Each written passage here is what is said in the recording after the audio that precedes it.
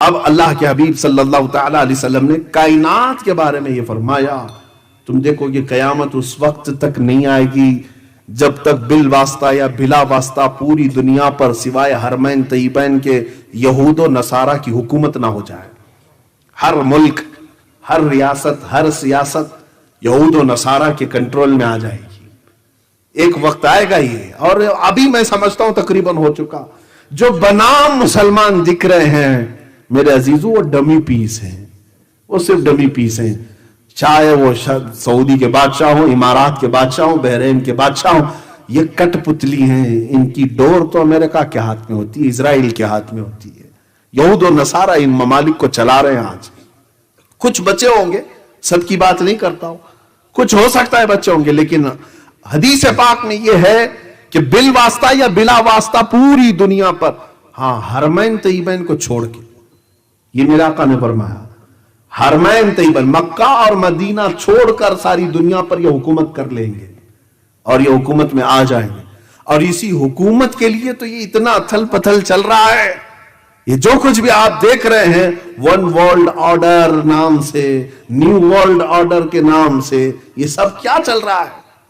میرے عزیزو، یہودی یہ چاہتے ہیں کہ دنیا میں حکومت کرنے کا حق صرف اور صرف یہود کو ہے، باقی سارے لوگ غلام ہیں۔ وہ کہتے ہیں نحن شعب اللہ المختار، ہم اللہ کی پسند کی ہوئی جماعت ہیں۔ وہ عقیدہ یہ رکھتے ہیں ہم کو خاص مٹی سے بنایا گیا ہے، باقی سب کو کچرے سے بنایا گیا ہے۔ یہودیوں کی کتابوں میں موجود ہے یہ بات ہے۔ ہاں یہود یہ کہتے ہیں کہ ہم اللہ کے بیٹے ہیں، ہم اللہ کے محبوب ہیں۔ قرآن میں بھی اللہ تعالیٰ نے فرمایا قالت الیہود نحن ابناء اللہ واحباؤہ، یہود یہ کہتے ہیں ہم اللہ کے بیٹے ہیں اور اس کے محبوب ہیں۔ تو یہ آج انہوں نے پوری دنیا میں بھی اپنے نام ایسے رائج کر دیے، جیولری، جیوز سے بن کر جیولری بن گئے، وہ گولڈ پر اپنا حق جتاتے ہیں۔ پوری دنیا کا سونا ہمارا ہے، پوری دنیا کا سونا ہمارا ہے۔ آج پوری دنیا میں اکنامک کے اور گولڈ کے ریٹ طے کرنا، اتارنا، چڑھانا، یہ اپنے ہاتھ میں رکھے ہوئے ہیں۔ پوری دنیا میں آج جس طرح سے یہ جمع کر کے ون ورلڈ آرڈر بنانا چاہتے ہیں۔ ون ورلڈ آرڈر کا مطلب یہ ہے کہ ایک ہی حکومت رہے گی، ایک ہی شہر رہے گا پوری دنیا، ایک ہی حکومت چلے گی، ایک ہی سکہ چلے، ایک ہی لینگویج چلے۔ اس پر تو محنت چل رہی ہے۔ یہ سب جو کچھ بھی ہو رہا ہے یہ تمام چیزوں کی تیاریاں ہیں۔ کورونا کے زمانے میں نے ایک میگزین دا اکنامسٹ، اس کے فرنٹ پیج پہ یہ دیکھا تھا every thing under the control. Front page پہ یہ بھی ایک مشہور رسالہ ہے جس میں انہوں نے کہا ہر چیز اب کنٹرول میں آ چکی ہے، دعویٰ کر رہے ہیں وہ، ہر چیز اب کنٹرول میں آ چکی ہے۔ تمہیں بھی اب آگے چل کر کے یہی سب چیزیں غلام بنایا جائے گا، اور جیسے وہ کہیں اسی طرح سے تمہیں عمل کرنا ہوگا۔ تو یہ ون ورلڈ آرڈر کی تیاریاں، لیکن ڈرو مت مسلمانوں، میں ڈرانے کے لیے باتیں نہیں کرتا، ڈرانے کے لیے نہیں، یہ پورے کے پورے مل کر کے جو کر لیں، لیکن ہم مسلمان ہیں، اللہ ہمارے ساتھ ہے۔ حسبنا اللہ ونعم الوکیل، نعم المولا ونعم النصیر، ہمارے لیے اللہ کافی ہے، کیا ہی بہترین وکیل ہے، کیا ہی بہترین مددگار ہے۔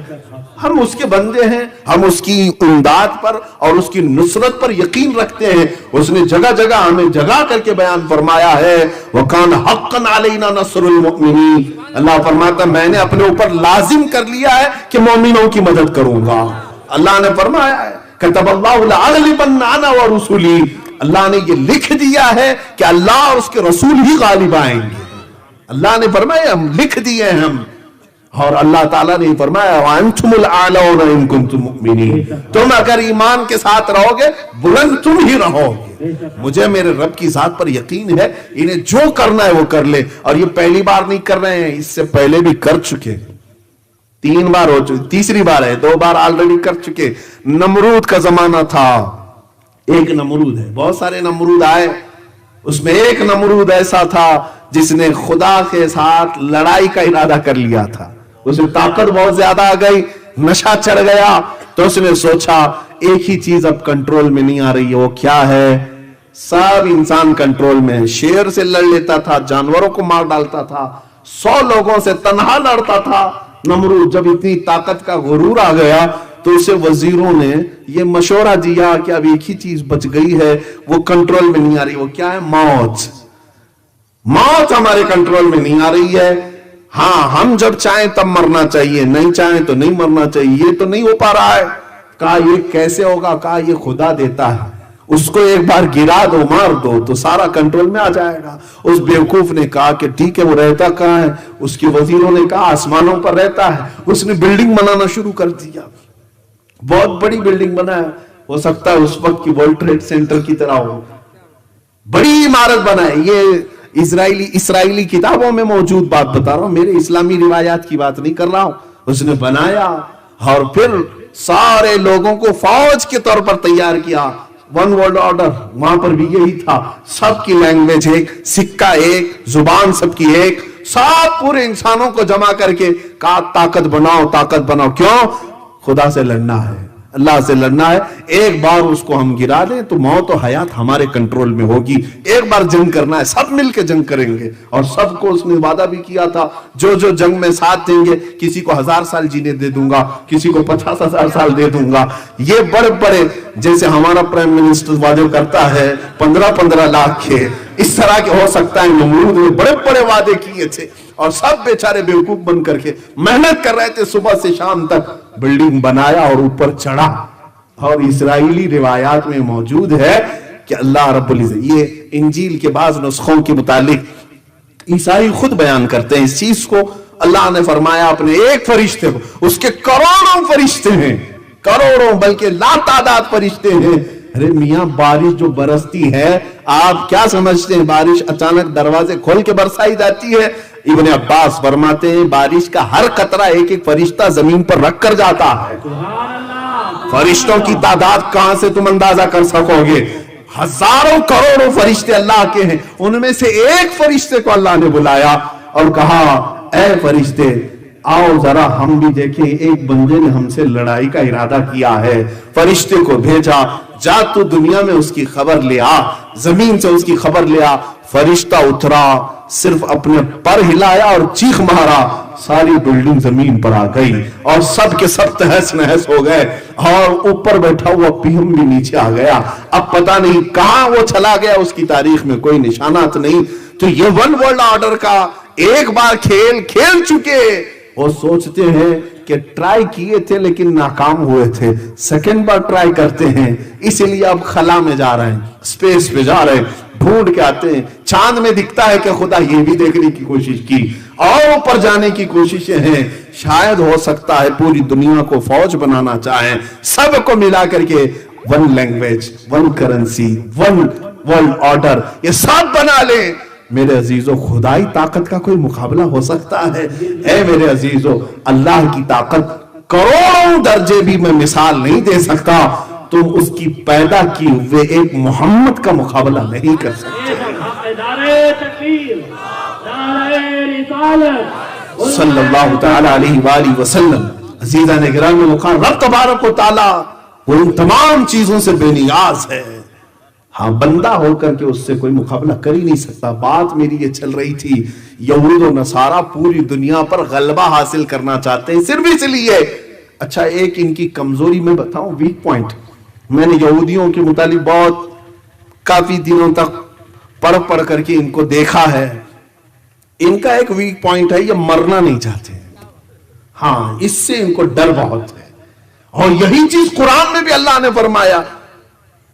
اللہ تعالیٰ فرماتا ہے فَتَمَنَّوُا الْمَوْتِ، اگر تم اللہ کے محبوب ہو، اس کے بیٹے ہو، تو موت کی تمنا کر کے دکھاؤ۔ لیکن وہ مرنا ہی نہیں چاہتے، ہرگز نہیں، بلکہ وہ آپس میں ایک دوسرے کو سلام کیا کرتے ہیں؟ زی 1000 سال، زی 1000 سال، 1000 سال جیو بھائی، 1000 سال جیو بھائی۔ جیتا کوئی نہیں ہے 100 سال بھی، لیکن سلام بھی ان کا یہی ہے، 1000 سال جیو، 1000 سال۔ وہ حریص ہیں کس کے؟ جینے کے، مرنا نہیں چاہتے، اور وہ پوری ٹیکنالوجی آج یوز کر کے جو چیز نکالنا چاہ رہے ہیں وہ یہی ہے کہ موت سے کوئی چھٹکارا مل جائے، ڈپلیکیٹ ہارٹ بن جائے، کچھ دوسرا اس کا یعنی الٹرنیٹ مل جائے کہ لائف اور بڑھائی جا سکے، لیکن اب تک نہیں کر سکے، اب تک نہیں کر سکے۔ ارے یہ لوگ روبوٹ تو بنا لیے لیکن اپنی سانسیں بڑھا نہیں سکے، اپنی سانسیں نہیں بڑھا سکے۔ کیونکہ قرآن میں وعدہ ہے، میرے رب نے فرمایا اذا جاء اجلهم فلا يستأخرون ساعة ولا يستقدمون، جب وہ وقت مقرر آ جائے ایک آن نہ پہلے آئے گی نہ ایک آن بعد میں آئے گی۔ وہ رب تعالیٰ کا وعدہ ہے، تم ہزار جتن کر لو اس سے نہیں بچ سکتے۔ اب ہمارا کانفیڈنس اس سے بھی بڑھ کر کے اس لیے ہونا چاہیے کہ کائنات میں اگر اللہ کے بعد سب سے بڑا مرتبہ کسی کا تھا تو میرے آقا محمد الرسول اللہ صلی اللہ علیہ وسلم کا۔ جب رسول پاک بھی موت کے مرحلے سے گزر چکے، اب بچا کون ہے؟ اب بچا کون ہے؟ اللہ تعالیٰ کو اگر موت نہیں دینا ہوتا تو اپنے محبوب کو نہیں دیتا، لیکن ان کو بھی موت کے مرحلے سے گزارا، اس کا مطلب ہے اب دنیا میں کوئی نہیں بچنا ہے۔ یہود اور نصارہ اس کی خواہش کرتے ہیں کہ وہ موت سے بچ جائیں اور پوری دنیا میں کنٹرول حاصل کریں۔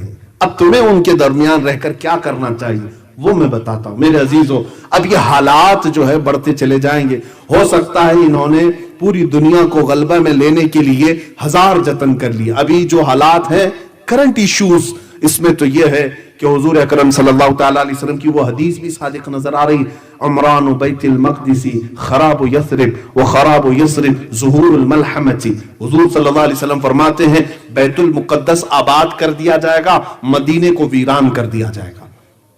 مدینے کو ویران کیا جائے گا، بیت المقدس یروشلم میں ہے، جو بیت المقدس جانتے ہیں آپ، مسجد اقصیٰ فلسطین میں ہے، اسے آباد کیا جائے گا اور مدینے کو ویران کیا جائے گا۔ اور جب مدینہ ویران ہو جائے تو تم دیکھو ملحمت الکبریٰ شروع ہو جائے گی۔ اب یہ بڑی نشانیاں میں بتا رہا ہوں، یہ بڑی نشانیاں۔ عزیزان گرامی وقار، حضور اکرم صلی اللہ تعالیٰ علیہ وسلم نے فرمایا کہ تم دیکھو کہ مدینے کو ویران کیا جائے گا، بیت المقدس کو آباد کیا جائے گا۔ ترتیب سے میں بتا رہا ہوں کیسے کیا کیا چیزیں پہلے آتی ہیں، اس کے بعد کیا کیا آنی، علامات قیامت۔ مدینہ جیسے ویران ہوگا ملحمت الکبریٰ شروع ہو جائے گی۔ یہ کیا ہے میں اس کی ڈیٹیل بتاتا ہوں۔ ملحمت الکبریٰ ایک ایسی بڑی جنگ جو اب تک نہیں ہوئی، آدم علیہ السلام سے لے کر اب تک اور قیامت تک، اس سے بڑی جنگ نہیں ہوگی پھر کبھی۔ یہ ملحمت الکبریٰ یہ کہاں ہوگی؟ یہ تک میرے آقا نے فرمایا ملک شام دمشق کا رابط ایک جگہ کا علاقہ ہے، وہاں مسلمان جماعتوں کا پڑاؤ ہوگا، ملحمت الکبریٰ شروع ہوگی۔ پھر اس کے بعد حضور صلی اللہ تعالیٰ علیہ وسلم فرماتے ہیں ملحمت الکبریٰ جیسی ہی ختم ہوگی، یہ جنگ ختم ہوگی، قسطنطنیہ فتح ہو جائے گا۔ قسطنطنیہ استنبول کو کہتے ہیں، ٹرکی میں جو ہے۔ یہ ہو سکتا ہے کافروں کے ہاتھ میں چلا جائے، ابھی تو فی الحال اسلامی حکومت میں ہے، مسلمانوں کے پاس سیکولر حکومت ہے، مسلمانی حکومت، اسلامی حکومت تو نہیں کہتے، کیونکہ ٹرکی کا آئین یہ بتاتا ہے کہ وہاں کوئی اسلام نہیں ہے، سیکولر ہے۔ فی الحال حضور اکرم صلی اللہ تعالیٰ علیہ وسلم نے فرمایا قسطنطنیہ فتح ہوگا، اور جیسے ہی قسطنطنیہ فتح ہوگا تم دیکھو گے دجال ظاہر ہو جائے گا، دجال نکلے گا۔ یہ دجال کیا ہے؟ اب یہ سب چیزیں اتنی بڑی ہیں میرے عزیزوں، خود اپنے آپ میں ایک بڑا ٹاپک ہے۔ ہمارے محبان گرامی بزم قادریہ والوں نے سوچا ہوگا کہ شاید یہ سب ملا کر کے 10-15 منٹ میں ہو جائے، اسی لیے علامات قیامت اتنا بڑا ٹاپک مجھے دے کر کے بٹھایا ہے۔ اور میں ابھی طالب علم ہی ہوں اس زمانے میں، اس پہ یہ سب علوم کا میں ابھی طالب علم ہوں، ابھی پڑھ ہی رہا ہوں میں۔ بہرحال جتنا پڑھ چکا اس میں سے جو مجھے یاد رہ گیا وہ عرض تو کروں گا ہی۔ یہ 5 چیزیں ہو گئی، مدینے کی ویرانی، بیت المقدس کی آبادی، بیت المقدس کی آبادی کے بعد ملحمت الکبریٰ کا ظہور، ملحمت الکبریٰ کے بعد قسطنطنیہ کی فتح، قسطنطنیہ کے بعد دجال کا ظہور۔ یہی وہ زمانہ ہوگا جب امام مہدی بھی آئیں گے اور حضرت عیسیٰ علیہ السلام کا نزول بھی۔ ایک ساتھ یہ نشانیاں ایسی آئیں گی کہ پے در پے وقت نہیں ملے گا کسی کو۔ جب بڑی نشانیاں ظاہر ہوں گی وقت کسی کے پاس نہیں ہوگا، پے در پے آئیں گی۔ فرمایا ایسے جیسے تم وضو کے لیے ہاتھ دھوتے ہو، ایک ہاتھ دھونے کے بعد دوسرے ہاتھ کی فکر ہوتی ہے، اتنی جلدی جلدی جیسے ہم سیدھا ہاتھ دھوئے تو فوراً اس کے بعد ہم نہ کلی کرنے جاتے، ناک میں پانی چڑھانے جاتے، ہم کو فکر ہے کہ اس کے بعد دوسرا ہاتھ دھونا ہے۔ فرمایا گیا ایسی ہی بڑی نشانیاں ایک ایک بعد دیگر فوراً فوراً ظاہر ہوں گی۔ اب مدینے کی ویرانی سے کیا مطلب ہے میرے عزیزو؟ اس کے کئی معانی مفسرین نے فرمائے ہیں کہ لوگ وہاں پر عبادتوں سے عاری ہو سکتے ہیں، عبادتوں سے عاری ہو کر دنیا پرست ہو جائیں اور مدینہ چھوڑ کر کے رخصت ہونے لگ جائیں، جیسے کہ آج سعودی اس بات کی طرف رواں دواں ہیں، وہ بھی عیاشی کے لیے دوسری کنٹریز کا سفر کرنے پر تیار ہے۔ مدینہ رسول کوئی چھوڑنا نہیں چاہتا تھا پہلے سے بھی، آج بھی مدینے والوں کا دل وہاں لگا ہوا ہوتا ہے، لیکن ہو سکتا ہے زمانے کی نیرنگیاں ایسی ہیں کہ وہاں کے بچوں کو بھی اب میں نشہ کرتے ہوئے دیکھ رہا ہوں۔ ہاں، مکہ اور مدینے کے بازاروں میں ان ظالموں نے چرس پہنچایا ہے، سب پہنچا دیا ہے۔ کہنے کو تو منشیات پر وہاں قتل کی سزا ہے، لیکن پہنچایا تو سب کے گھروں میں ہے۔ وہاں کے نوجوان بچوں کو بھی نشہ کا ایڈکٹ بنایا ہے۔ ہو سکتا ہے اسی وجہ سے وہاں کے ظالم بادشاہ کے بیٹے کو آج وہاں کی نوجوان قوم پسند کرتی ہے۔ اس کی وجہ یہی ہے کہ یہ زیادہ ماڈرنٹی کی طرف بلاتا ہے، ننگے پن کی طرف۔ بلکہ مجھے حیرت ہوئی، آج میں یہ خبر بھی سنا کہ وہ اس بات کو ڈینائی کر رہے ہیں، we are not defender of Islam, ہم اسلام کے ڈیفینس کرنے والے لوگ نہیں ہیں۔ وہ فخر سے کہہ رہے ہیں اس بات کو، ہم ڈیفینڈر نہیں ہیں۔ عزیزان گرامی، یہی عرب میں حضور اکرم صلی اللہ تعالی علیہ وسلم کی ایک حدیث سن لو، وَيْلٌ لِّلْعَرَبْ مِن شَرٍ قَدْ اقْتَرَبَ۔ حضور فرماتے عرب کے لیے ہلاکت ہو، عرب کے لیے بربادی ہو، وہ اس شر کی وجہ سے جو بہت قریب آ رہی ہے۔ حضور فرماتے قیامت اس وقت تک نہیں آئے گی جب تک تم دیکھو گے عرب کے کچھ قبیلے اسلام سے نکل کر کے بتوں کی پوجا میں نہ لگ جائیں، شرک کی طرف جائیں گے۔ حضور کی حدیث ہے اور آج ہو رہا ہے میرے عزیزوں، وہاں پر باضابطہ بتوں کی پوجا کے لیے اسٹال لگائے جا رہے ہیں۔ بہت قریب ہم آ چکے ہیں، قیامت کے بہت قریب آ چکے۔ جتنی حدیث میں یہ باتیں بتائی گئی تھی وہ ایسی رونما ہو رہی ہیں، اللہ کی پناہ۔ اب سعودی عرب وہ نہیں رہ گیا جو حجاز تھا، جو عرب شریف تھا۔ اب تو وہاں پر سارے گناہوں کی اجازتیں کھلے عام ملنے لگ جائیں گی۔ وہاں عورتیں اب پردے کی پابند نہیں ہوگی، نمازوں کی پابندیوں پر وہ سختی نہیں رہ جائے گی۔ سینما تھیٹر کھل گئے، بار بھی کھل گئے، شراب بھی آ جائے گی۔ شراب کی حلت کے بارے میں اب فتوے بھی دیے جانے لگیں گے۔ وہ شراب حرام تھی جو زمانے رسول میں تھی، اب کی نہیں رہی ہے۔ پہلے جو ہے انگوروں سے بنائی جاتی تھی، اب تو کیمیکل سے بنائی جاتی ہے۔ ہر جگہ ملا مل جاتے ہیں، اس طرح کے زرخرید مولوی مل جاتے ہیں میرے عزیزوں، جو بکے ہوئے ارے یہ حرم کے اماموں کو تک انہوں نے اپنے انڈر میں رکھا ہوا ہے، وہ حق بیان نہیں کر سکتے۔ خانہ کعبہ کے ممبر پر کھڑے ہو کر کے بھی امام بول نہیں پاتا بادشاہ کے خلاف۔ انہوں نے علماء کو قید کیا ہے، اگر کسی عالم نے ممبر پر بیان کر دیا حق بات، دوسرے دن وہ جیل میں ہوگا۔ یہ وہاں کے حالات ہیں۔ بلکہ اب تو انہوں نے اسرائیل سے اپنے تعلقات بھی استوار کر لیے، جو مسلمانوں کے خون پر بیٹھا ہوا ہے۔ وہ اسرائیل جس کے متعلق وہ یہود، میں یہودی ان ظالموں کے بارے میں کہہ رہا ہوں جن کے بارے میں قرآن نے کہا غیر المغضوب علیہم ولا الضالین، اے اللہ ہمیں ان کے راستے پر نہ چلا جن پر تیرا غضب ہوا ہے۔ کس پر غضب ہوا ہے؟ قوم یہود پر۔ اور لوگ مجھے کہتے ہیں آپ اتنا زیادہ ایک قوم کو ٹارگٹ کر کے بولتے ہیں، تو میں کہا میں نہیں بولتا ہوں، قرآن کہہ رہا ہے، قرآن جگہ جگہ فرما رہا ہے وَبَاءُوا بِغَضَبٍ مِّنَ اللَّهِ، وہ اللہ کے غضب میں لوٹے ہوئے ہیں۔ یہی یہود کے بارے میں اللہ فرماتا ہے يَقْتُلُونَ النَّبِيِّينَ بِغَيْرِ حَقٍّ، یہ نبیوں کا قتل کرتے تھے، نا حق قتل کرتے تھے۔ قرآن کی یہ آیات بتا رہی میرے عزیز۔ یہودیوں کے متعلق بولنے سے اب یہ لوگ ہم سے کہتے ہیں کہ زیادہ نہ بولیں آپ ایک قوم کے خلاف۔ میرا مذہب ہی ہے، میری نماز ہی نہیں ہوتی اس وقت تک جب تک میں یہ دعا نہ کر لوں، اے اللہ مجھے اس مغضوب قوم کی راستے پر نہ چلا۔ مجھے تو یہ دعا کرنی ہوتی ہے ہر رکعت میں، اگر نہ بولوں تو پھر میرا اسلام ہی نہیں ہے۔ عزیزان گرامی وقار، اپنی قوم کو ان تمام شر اور فتن سے آگاہ کرنا ہر عالم کی ذمہ داری ہے، ہر عالم کی ذمہ داری ہے۔ اب میں بات جو عرض کر رہا تھا وہ یہ ہے کہ مدینے کی ویرانی کیسے ہوگی؟ ہو سکتا ہے عبادات سے وہ عاری ہو جائیں گے، لوگ وہاں چھوڑ کر چلے جائیں۔ یہاں تک کہ ایک حدیث میں یہ بھی ملتا ہے کہ تم دیکھو کہ مسجد نبوی میں درندہ آ جائے گا۔ اللہ کے حبیب صلی اللہ تعالی علیہ وسلم نے فرمایا، بعض محدثین نے اس حدیث کو پڑھتے ہوئے یہ فرمایا ہو سکتا ہے یہ اسی زمانے کے بارے میں فرمایا جب یزید نے حرہ جس کو کہتے ہیں، یزید کے گورنر نے جب مدینے پر چڑھائی کی تھی تو مدینے والوں کو لوٹ لیا تھا. وہاں پر 3 دن تک مسجد نبوی میں اذان نہیں ہوئی تھی, گھوڑے باندھے گئے تھے. وہ ایام حرہ کے متعلق بھی یہ ہو سکتی ہے حدیث, لیکن قیامت کے قریب کے متعلق حدیث آئی ہے. تو مدینے کی ویرانی کے فوراً بعد جو حضور نے فرمایا وہ بیت المقدس کی آبادی وہ اس زمانے میں لگ رہی ہے. یروشلم کو انہوں نے اپنا کیپٹل بنا دیا. یہ سب نیوز آپ کو معلوم ہوگی. اسرائیل اب اپنے کیپٹل یروشلم کو بنایا, بیت المقدس کو. امریکہ نے اس کو تسلیم کر لیا, بڑی بڑی کنٹریز نے تسلیم کر لیا.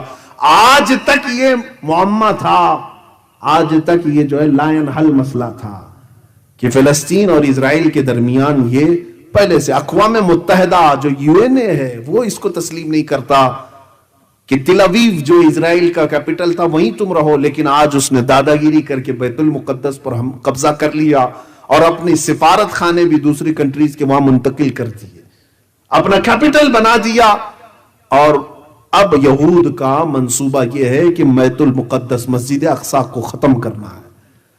وہاں پر انہوں نے جعلی ارتھ کویک بھی لائے, زلزلے لا کر کے کسی طرح مسجد گر جائے. اس کے بعد ان کو ہیکل سلیمانی بنانا ہے, 3rd ٹیمپل اس کو کہیں گے, یہ بنانا ہے.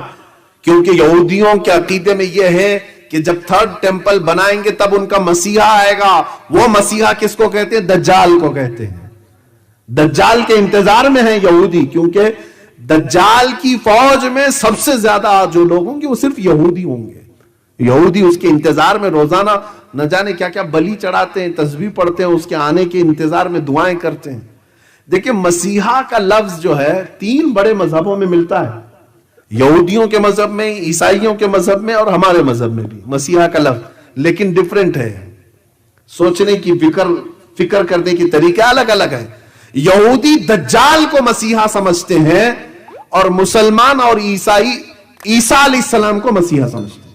ہم بھی عیسیٰ علیہ السلام کے انتظار میں ہیں, عیسائی بھی انتظار میں ہیں. بعض عیسائی, بعض تو یہ کہتے ہیں کہ وہ مصلوب ہو گئے, قتل ہو گئے, ان کو پھانسی دے دی گئی. لیکن بعض ان میں بھی بہت ساری فرقے ہیں, آرتھوڈکس ہیں, کیتھولک ہیں, پروٹسٹنٹ ہیں, سب کے عقیدے اپنے اپنے الگ الگ بنے ہوئے ہیں. انجیلوں کی بھی قسمیں الگ الگ ہو گئی, بائبل کی کتنی. بہرحال ایک متفقہ عقیدہ یہ ہے کہ عیسیٰ علیہ السلام دوبارہ آئیں گے, اور مسلمانوں میں تو سب میں اتفاق ہے.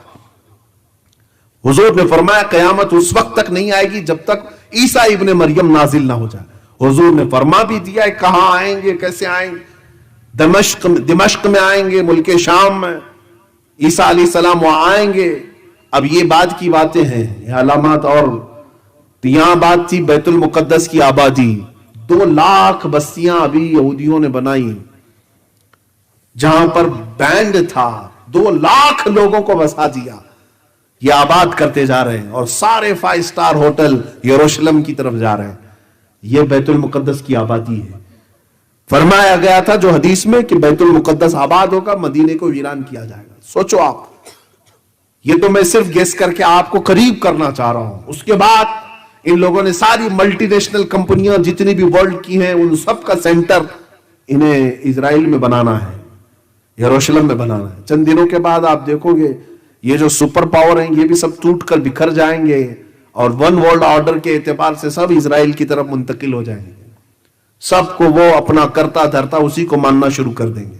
بہرحال یہ وہاں کے ایک عالم نے بھی خود بیان کیا ہے, یہودی عالم نے, وہ ربی ہے, اس نے خود بیان کیا ہے کہ ہمارے نیکسٹ پلان کیا کیا ہے. بہرحال اگر ہم بیان کریں تو کون سا قصور ہے.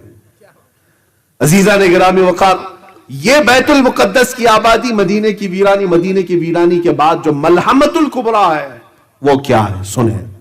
ایک جنگ ہوگی, بہت بڑی جنگ, جس کا ذکر ان کی مقدس کتابوں میں بھی آیا ہے, جس کو ہرمجدون کہا گیا اردو میں, اور انگلش میں ارمیگڈون کہتے ہیں.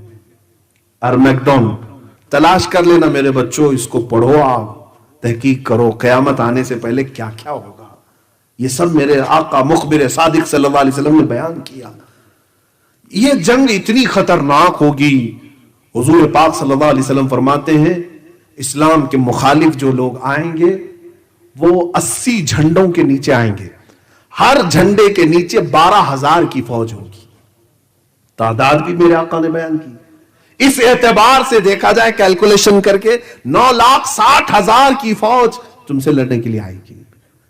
اب یہ مسلمانوں کے لیے بڑا ہی سخت ترین دن ہوگا، یہ سب ہانکے جائیں گے ملک شام کی طرف، لوگ ہجرت کر رہے ہوں گے اور مسلمان سب ایک جگہ جمع ہو جائیں گے دمشق میں اور ان سے مقابلہ کر رہے ہوں گے۔ اب سنو، اس جنگ کے متعلق میرے آقا نے فرمایا ملحمۃ الکبریٰ جب شروع ہوگی تو مسلمانوں کی طرف میں جتنے ہوں گے اس میں سے 1/3 میدان چھوڑ کے بھاگ جائیں گے۔ 1/3 1/3 لوگ میدان چھوڑ کر بھاگ جائیں گے کافروں سے ڈر کر کے۔ اب میرے آقا نے فرمایا یہ وہ لوگ ہوں گے اللہ ان کی توبہ کبھی قبول نہیں کرے گا، ان کے لیے جہنم لکھ دی جائے گی۔ وہ دنیا کے سب سے مردود قسم کے لوگ ہوں گے جو دھتکارے ہوئے ہوں گے، جو میدان چھوڑ کر کے ہٹا۔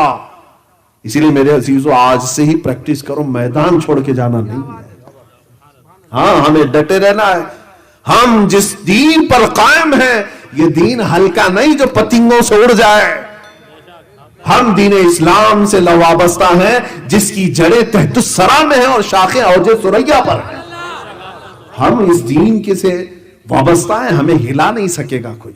ہاں یہ بات اور ہے کہ کوئی منافق ہو تو میدان چھوڑ کے بھاگے گا، وہ 1/3 میدان چھوڑ کے چلے جائیں، اب بچیں گے 2/3۔ اب اس میں کیا ہوگا؟ فرماتے ہیں میرے آقا صلی اللہ علیہ وسلم پھر 1/3 ایسی ہوگی جو سامنے کافر ان کو مار ڈالیں گے، شہید ہو جائیں گے، قتل ہو جائیں گے۔ 1/3 بھاگ جائے، 1/3 قتل ہو جائے، کیسی آزمائش کا دن ہوگا، کیسے امتحان کا دن ہوگا۔ میرے آقا فرماتے ہیں تم دیکھنا یہ وہ شہید ہوں گے جو روئے زمین پر سب سے افضل شہید ہوں گے، افضل شہید ہوں گے۔ اور اس کے بعد جو بچ جاتے ہیں اخیر میں وہ 1/3 جو تیسرے ہیں، رسول پاک صلی اللہ تعالی علیہ وسلم فرماتے ہیں ان کو اللہ تبارک و تعالی فتح مبین عطا فرمائے گا۔ یہ ملحمۃ الکبریٰ ہے، وقت ہو چکا ہے۔ رسول پاک صلی اللہ تعالی علیہ وسلم نے فرمایا یہ ملحمۃ الکبریٰ۔ اس کے بعد مسلمان 1/3 جو وہ بچے ہوں گے وہاں سے نکلیں گے، فتح قسطنطنیہ ہوگا اور اس کے فوراً بعد دجال ظاہر ہوگا۔ دجال کیا ہے؟ یہ دنیا کا سب سے بڑا فتنہ، آدم علیہ السلام سے لے کر قیامت تک اتنا بڑا فتنہ نہیں آیا زمین پر جتنا دجال کے زمانے میں آئے گا۔ خود میرے آقا صلی اللہ تعالی علیہ وسلم نمازوں میں یا دیگر اذکار کے موقع پر دعا کرتے تھے اللہم انا نعوذ بک من فتنة المسیح الدجال، اے اللہ ہم تیری پناہ مانگتے ہیں مسیح دجال کے فتنے سے۔ وہ اتنا بڑا فتنہ ہوگا کہ آئے گا لوگوں کے پاس اور ان کے سامنے پیش کرے گا میں خدا ہوں، اپنے ایک ہاتھ میں جنت دکھا رہا ہوگا، ایک ہاتھ میں دوزخ دکھا رہا ہوگا، اس میں بھڑکتی ہوئی آگ ہوگی اور جنت جو دکھا رہا ہے اس میں ہرے ہرے باغات اور پھول، قسم قسم کی مٹھائیاں، نعمتیں ہوں گی۔ حضور فرماتے ہیں کہ تم اس کی جہنم کو لے لینا، وہ جو آگ دکھا رہا ہے اس کو لے لینا، اس لیے کہ وہ حقیقت میں نعمتیں ہوں گی اللہ کے پاس، اور اس کی جنت کو اگر تم نے قبول کر لیا تو تم حقیقی دوزخ میں چلے جاؤ گے۔ وہ تمہیں کہے گا تم مان لو کہ میں خدا ہوں جس کے تم سجدے کرتے تھے، میں آسمانوں سے اتر آیا ہوں، میں عبادت کے لائق ہوں، تم مجھے سجدہ کرو، عبادت کرو۔ میں سمجھ نہیں پاتا آج بعض لوگ جو جھاڑ کے لیے جھک جاتے ہیں، پتھروں کے پاس جھک جاتے ہیں، چھوٹی سی بیماریوں میں اگر کوئی بابا پھک مارے اس کو خدا مان لیتے ہیں، پھر دجال کو پتہ نہیں کیا کیا مانیں گے وہ لوگ، کیونکہ دجال بارش برسا کے دکھائے گا، زمین سے سبزے اگا کر دکھائے گا، مردے کو زندہ کر کے دکھا دے گا، یہ بڑی بڑی چیزیں۔ تو جو جاہل ہیں وہ جٹ والے باباؤں کو اللہ کا ولی بول دیتے ہیں، تو دجال کو پتہ نہیں کیا کہہ دیں گے، کتنے القاب سے اسے نواز دیں گے کہ یہ تو اس کو پیر بنا لیں گے۔ ایسے وقت میں ایمان کی آزمائش ہوگی، بہت سارے ایمان چھوڑ دیں گے اور اس کو خدا مان لیں گے، اور یہ سب سے بڑا فتنہ ہوگا دنیا کا، اور دجال لوگوں کی ایمان خرید رہا ہوگا۔ لیکن جو مخلص مومن ہے، جو صرف اللہ پر ایمان رکھتا ہے، وہ ان کے عجائبات پر ٹس سے مس نہیں ہوگا، یہاں تک کہ اسے گرم کھولتے ہوئے تیل میں بھی ڈالے گا تب بھی وہ لا الہ الا اللہ ہی کہہ رہا ہوگا۔ عزیزان اکرامی، یہ دجال کا فتنہ جیسے ہی ختم ہوگا، یہ کیسے ختم ہوگا؟ حضرت عیسیٰ علیہ السلام کے ذریعے سے اللہ تعالیٰ عیسیٰ علیہ السلام کو اتارے گا، ان کی خوشبو سے وہ پگھل رہا ہوگا، ان کی خوشبو سے پگھل رہا ہوگا۔ 40 ہی دن دنیا میں وہ رہے گا لیکن فتنہ مچائے گا. بعض نے کہا ہے کہ 7 سال رہے گا. بہرحال لیکن بڑا فتنہ کرے گا, لوگوں کو بہکائے گا, اور اس کے بعد عیسیٰ علیہ السلام اپنی تیر سے مقام لد میں اسے ماریں گے. لد یہ اسرائیل میں ایک جگہ ہے, وہاں اسے قتل کریں گے. اس کے بعد اب جو خوشی کی بات ہے, قیامت سے پہلے اتنی باتیں علامات آپ نے سنی, سب میں ڈر ہی لگا. لیکن خوشخبری کی بات یہ ہے, میرے آقا فرماتے ہیں اس کے بعد پوری دنیا میں صرف پرچم اسلام لہرائے گا. جو اللہ کا وعدہ ہے, الذی ارسل رسولہ بالہدی ودین الحق لیظہرہ علی الدین کلہ, وہ خدا ہے جس نے اپنے رسول کو بھیجا دین حق کے ساتھ اور ہدایت کے ساتھ, اس لیے کہ یہ دین پوری دنیا پر غالب کر کے رہے گا. وہ غلبہ اس وقت آئے گا, اور وہ کس کے ہاتھ سے ہوگا؟ امام مہدی کے ہاتھ سے ہوگا.